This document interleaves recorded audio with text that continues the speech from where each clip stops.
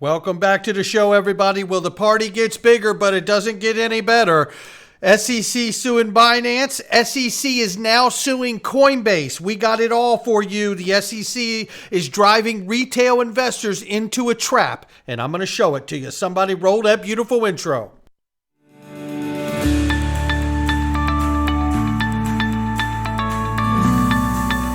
Digital Perspectives with Brad Kimes. Come on in.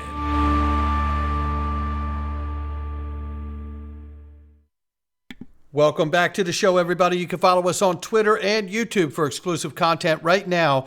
$1.17 trillion market cap for crypto. The market is off by 2.6%, 26,400 plus for Bitcoin, 1,800 plus for Ethereum. Tether market cap, 83.1 billion plus, 52 cents for XRP. It's up 8.4% the 7-day, off by 2.7 on the 24-hour. Ladies and gentlemen, there is so much happening in this space so quickly that there's no way for you to keep up with it. You've got a busy life, family, work. We know that. And this market is getting crushed all around us, but there's opportunity everywhere.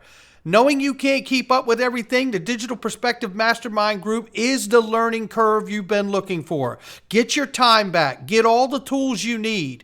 We all have a vision of what we want to be and what we want to become by investing in this space.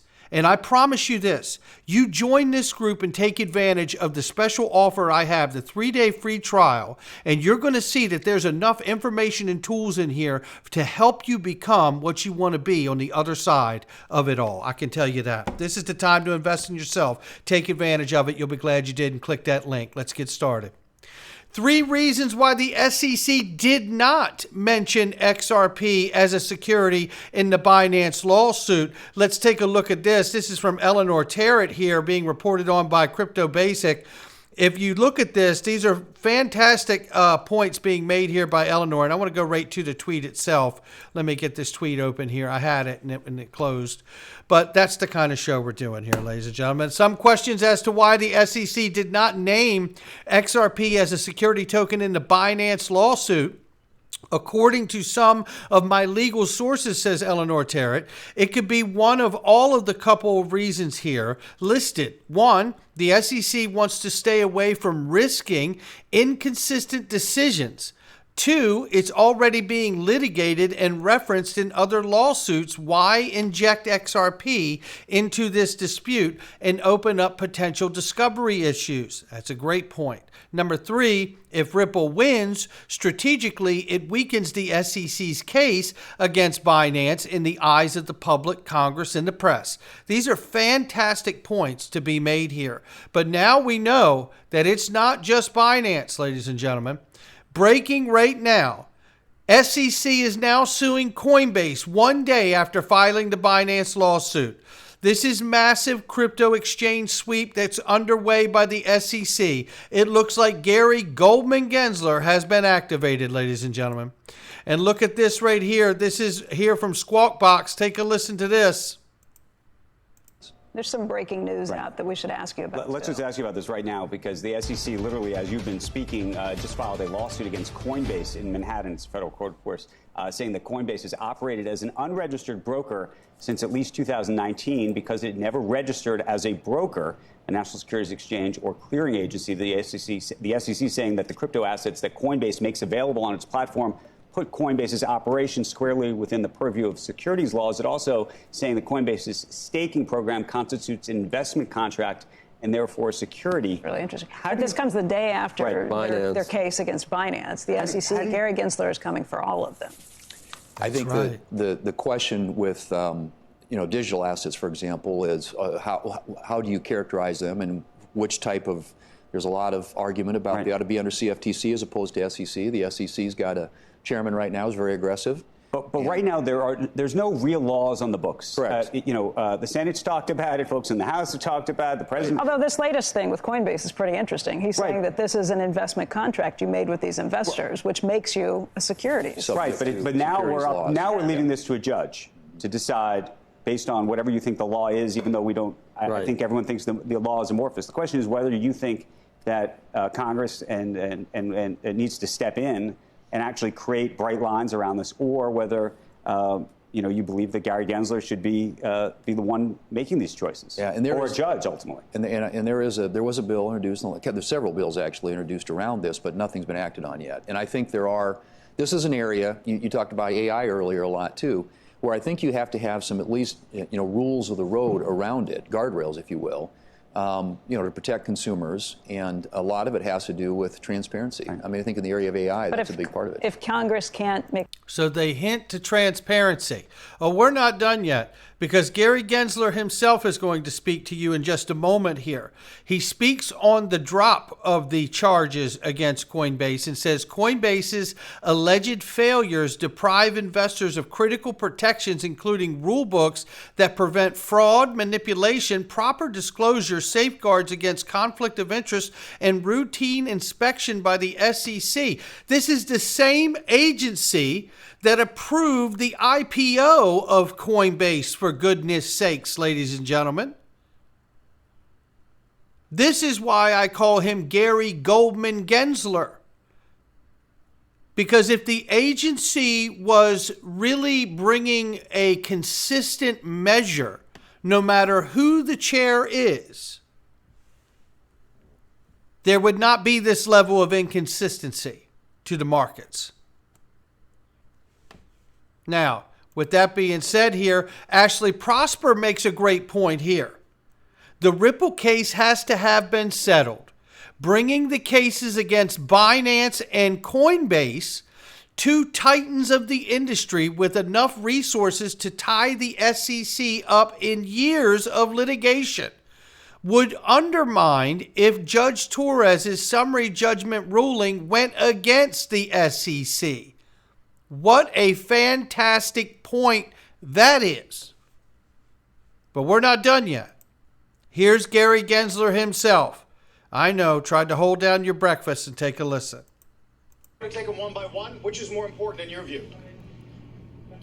You're leading this interview. I'm going to follow you where you are. But let me just say this to the investing public. These trading platforms, they call themselves exchanges, are commingling a number of functions which in traditional finance, we don't see the New York Stock Exchange also operating a hedge fund, making markets, and as we alleged in Binance, having a sister organization, flooding the platform with transactions called wash trading, and the lack of controls on the platforms. It is really a web of deception and conflicts, along with a control person, Mr. Zhao, trying to evade U.S. law. Now, before we go another step further, and I'm not a fan of Gary Gensler, but anybody caught wash trading or front-running exchanges needs to go to jail. So on that measure, I'm with him on that. But nevertheless, keep listening. And given the timeline we're talking about, what do you say to viewers who wonder why enforcement has taken, arguably, at least several years, so long? Look, it takes time. We do things by the book. That's what the American public would want us to do. We follow the facts and the law. And I couldn't be more proud of the investigative teams at the SEC working together with colleagues in our various divisions of trading and markets, our general counsel's office, 5 commissioners. But it really, it's a lot of, a gumshoe, walk in the beat investigation to build a case like what you've seen alleged in a 136-page complaint. Well, if we're going to talk about the excellent gumshoe work of all the lawyers at the SEC, how come they haven't really taken on Hinman and his emails and the 15 million reasons that he had to support Ethereum and give that speech, giving Ethereum only the clarity that it needed? Where's that work at? How come the Inspector General was ignored by William Hinman multiple times during his tenure at the SEC and no gumshoe work got done, right? But yet we're about to see the Hinman emails in another 7 days here. And it isn't because of the gumshoe work of the SEC and Gary Goldman Gensler's crack staff. No. It's due to the decentralized justice social media sleuths out here that have done the work to uncover ETHgate. Mr. Chairman, a lot of it is hard to understand. For instance, in the Binance complaint, you say, Mr. Chairman, I need to know this. The SEC's Binance complaint also seeks emergency relief, like an asset freeze, expedited discovery, and even the appointment of a receiver. Are there more pleadings coming? Because if you do this, that's the end of Binance. Look, we have concerns, and I think the investing public should beware of putting their hard-earned assets onto these platforms. But we have concerns when a platform like this puts themselves out to the public, is consciously trying to evade U.S. law and customer funds. You didn't even know who was custodying them. Was it custodied here in the U.S. on the U.S. platform? Was it custodied overseas? Or were some of your funds in crypto possibly moved to affiliates? There are a number of affiliates named in this called Merit Peak and Sigma Chain. It's fundamentally a lack of controls, deception, conflicts. And yes, we're going to do that which we can in front of the courts and make, to the extent we can, the facts known and the public protected. But when I read your Binance, I cannot understand how anyone can assign a value to crypto. It seems entirely predicated on the greater fool theory. Do you disagree? Look, we as an agency are meant to be merit neutral, Jim. There's a lot of question. There's 10 to 20,000 tokens. Actually, in the Coinbase complaint, we note that they have, through the Coinbase wallet, you can trade 16,000 different tokens. And there's a lot of debate as to the use cases and whether there's any there. Look, we don't need more digital currency. We already have digital currency. It's called the US dollar, it's called the euro, it's called the yen. They're all digital right now. We already have digital investments. And you have entrepreneurs representing digital investments on this program all day long. And it's whether it's the big tech companies, the automobile companies, you name it. It's all digital right now, the investing world. So what is the real underlying value of these tokens? And that's why you need full, fair, and truthful disclosures.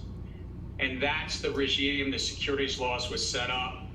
When there's a group of entrepreneurs, those entrepreneurs should be able to put their case in front of the investing public in what's called a filing.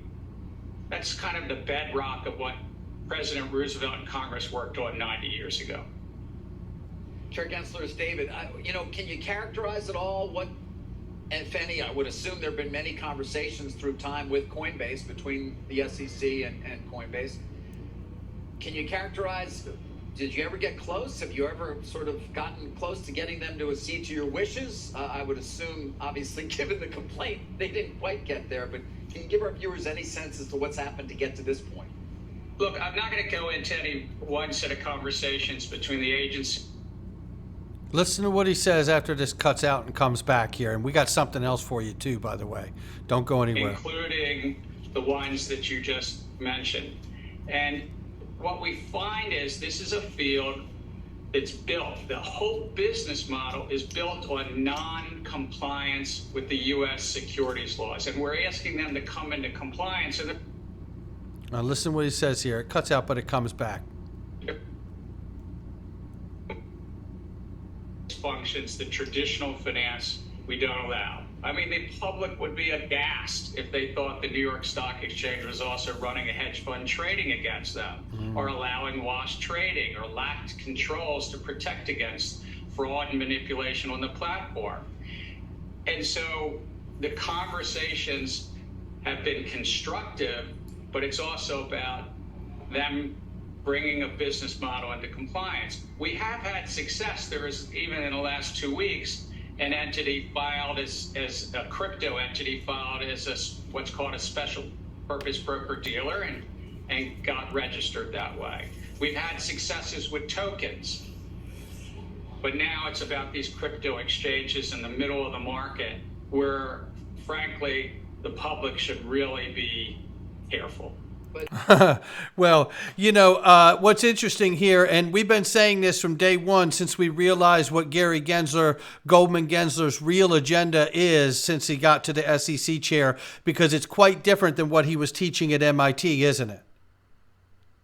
But now that we understand that, it is absolutely clear, and we've said it before, they're going after the exchanges because it's the bottleneck where the on and off ramps to this market begin. If you want access to this decentralized quote unquote world, you got to go through the centralized exchanges. And that's why he's targeting them. And that's why I tell you this is not over by a long shot. I put this out last year. It's a diagram showing what I believed was going to take place, and we are watching it unfold.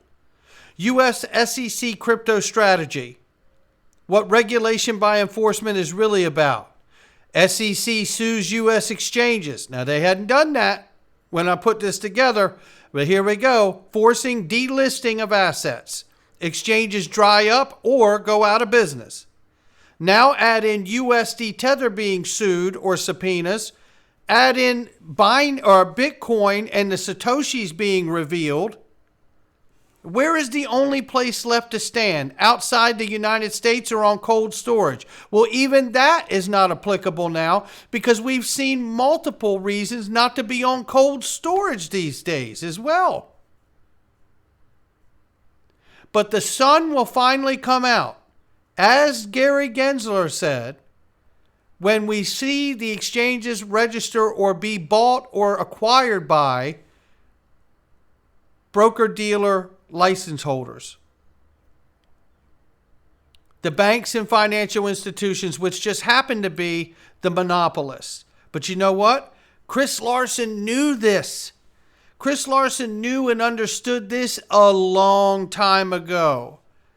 With the SEC versus Ripple case decision days and weeks away, and now Binance and now Coinbase being sued, it is clear that the only way to effect change is from within.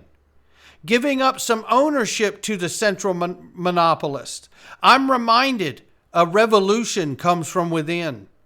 It is clear to me that Gary Goldman Gensler is an operator for the central monopolist. Watch out Bitcoin. Watch out USD Tether. This is the plan. So Chris, how do you plan on distributing Ripple? I know part of it is set aside for the founders, and then the rest is given out to basically encourage people to use Ripple, or? Ripple Labs can give it to business development partners, to consumers broadly, to people globally. So two things that we've been doing which we like is we've been incenting market makers with XRP forgivable loans. It's essentially the vehicle that we're currently using.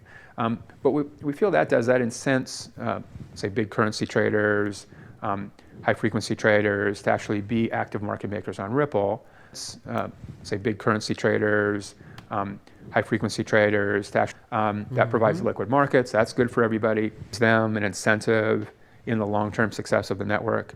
That provides liquid markets. That's good for everybody. Gives them an incentive in the long-term success of the network. In some ways, just exactly what Visa did, is they sort of gave out ownership of Visa to key banks to participate in the system. Central monopolist with another central monopolist. A lot of commercial banks aren't terribly excited about that.